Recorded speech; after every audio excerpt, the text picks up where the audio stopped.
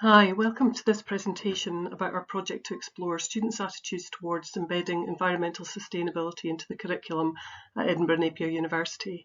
My name's Sally Smith and I'm Head of Graduate Apprenticeships and Skills Development and a Prof in the School of Computing. Callum leads on a research and teaching space at Edinburgh Napier called the Lionsgate Garden Project, which started out as an overgrown, derelict and unloved spot on the campus. And it's now a thriving space for research into blended spaces, Internet of Things and other research topics. At its heart is an opportunity to explore permaculture, or the science of soil sustainability, and it also grows fresh herbs, vegetables and fruit for our catering team. Christina is an MSc student in the School of Computing and works with us on this and other research projects. A recent National Union of Students campaign asked universities to cover environmental sustainability more in their courses. This School of Computing project set out to explore how best to do that. The university also has a new strategy incorporating environmental sustainability as a key part of curriculum design. In order to find a good way to introduce such topics, as we're aware that the topic can lead to negative feelings, we thought it was important to present such topics carefully, but we're also aware that education has a key role to play as recognised by the National Union of Students and our own Edinburgh Napier Students Association. Our question was how best to address such topics in the content of our modules and courses. Callum has been running Design Dialogues, a module which invites students to use the technology in the garden, for example, sensors and computer-controlled technology, coursework projects. As part of the module, students are introduced to soil sustainability and technology. We piloted introducing the topic in another module, my module, Mobile Apps Development, in trimester 2 that has just finished, with 112 students. During the lecture on internationalisation, we explored the cost of resources of manufacturing phones, the exploitation of workers in mines and production facilities, and the cost of environmental resources in cloud computing. We started with a student survey in the School of Computing and had 43 responses. We surveyed students to ask about their attitudes and how they would like topics related to environmental sustainability to be covered during their time at university. We then invited survey respondents that offered to attend a focus group. This presentation shares our initial findings. Hi, I'm Callum Egan, one of the principal investigators of this research. What this slide shows is almost all students, 93%, felt that climate change would affect them in their lifetimes. This demonstrates a high level of awareness of climate change. Of course, we should also worry about the 7% and how best to introduce the topic in our modules to people who are less aware, the climate change skeptics. When we raised this in the focus groups, the students in the focus groups said they wanted to hear about the negative aspects of climate change, but also wanted to see what positive steps were being taken and that they could personally take. Using this approach might be a way of offsetting skepticism. What this slide shows is that 65% of students felt positive or somewhat positive about the future. However, 35% were not positive in terms of environmental sustainability. And for this large group, the topic would need to be introduced in a way that might help avoid feelings of futility, which can result in a lack of action. And so also from the survey there was a request to hear about what makes the biggest impact. This reflects what we see in terms of the climate action movement, where it's not seen to be helpful to provide the problems, but where actions towards solutions are most needed. We then asked whether, at present, their degree contributes to their understanding of environmental sustainability. Most students reported that their degree course did not contribute to their understanding of sustainability. The focus group recruited from the survey participants concluded that the topic should be embedded in all modules. Indeed, the whole of the university should be teaching it. Hi, my name is Chris and I'm an MSc Computing student and Research Assistant at Edinburgh and Napier University. This slide will elaborate on the findings from the Student Attitudes to Sustainability Survey. This slide continues the discussion on student attitudes to sustainability. The purpose of this survey was to gain some insight into which topics would be of most interest. The survey asked students which issues they believe will most affect their personal future. The findings revealed that students believe global warming to be the most dominant factor to affect their future. Additionally, the survey found students providing examples of what they would like to be taught, what they are most interested to hear about, such as energy use, sustainable design, creative reuse of materials. It's also important to note that this study was conducted on computing students, and therefore the specific interests that the students elaborated on were most relevant to these computing students.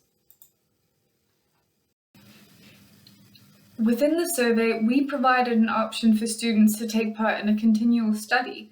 The students that agreed to the continual study through the survey were then asked to take part in a focus group.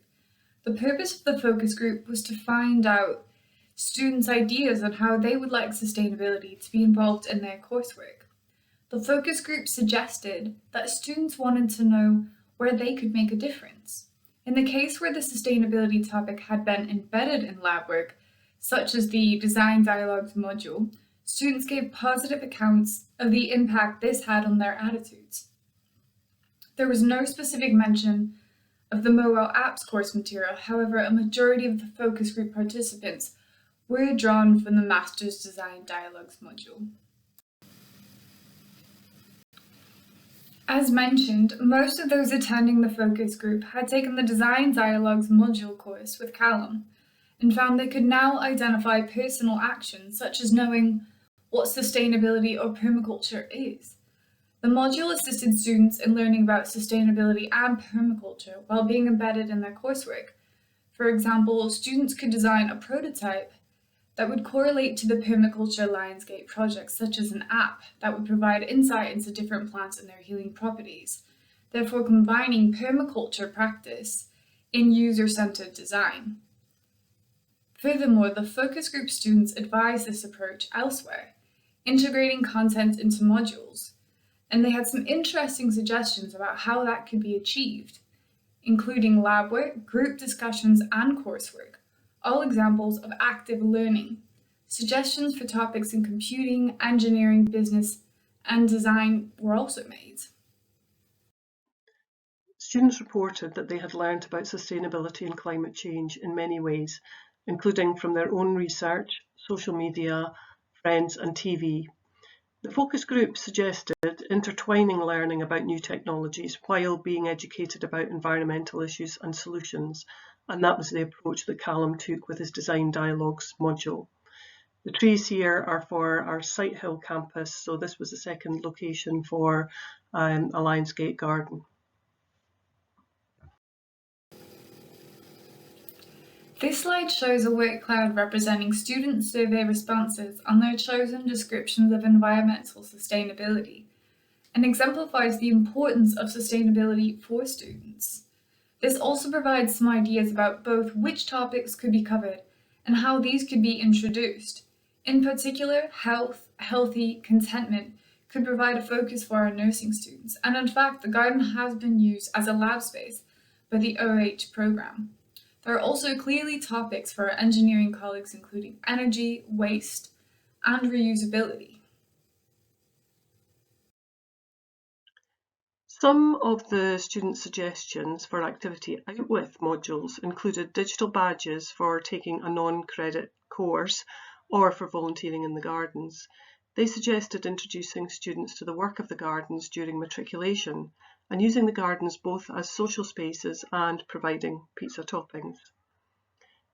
Callum runs a big volunteering programme to maintain the gardens. In this photo, Callum, a faculty colleague and the president of the Edinburgh Napier Students' Union, are planting trees at one of the new Lionsgate garden sites at one of our other campuses. There's no doubt that the physical Lionsgate garden spaces act as a resource for learning, for researching and for socialising. Spending time in the garden, either volunteering or on the Design Dialogues module, was transformational for many students, as expressed in the survey and focus group. We're excited by all the work currently underway in the HE sector, with many universities undertaking research and comprehensive teaching of environmental sustainability and carrying out systematic audits of the curriculum content. So there's a lot we can learn from elsewhere, for example, University of West of England, Keele and others who are further along the road. Within Edinburgh Napier University, our new strategy with its incorporation of sustainability provides a focus for carrying this work forward. There is a new university-wide module that will be offered as an option for undergraduate students in session 21-22. The School of Computing is developing a new Computational Sustainability Lab which will showcase technology underpinned work that is already underway across the university, which is leading to interdisciplinary projects, and these will be both research and teaching and creating a resource for case studies. Other areas which have projects underway include schools of applied sciences, engineering and built environment, who have been researching cycling both from transportation and health perspectives, including a project to measure the impact on risks of cycling over Edinburgh's cobbled streets. The Business School is teaching value-driven enterprises through a Sustainable Development Goals dashboard, so there are many projects going on. So what's next for this project? The students have certainly given us food for thought, and it has become increasingly transparent that we need a joined-up approach. We can't rely on evangelists introducing topics in their modules as and when they see an opportunity.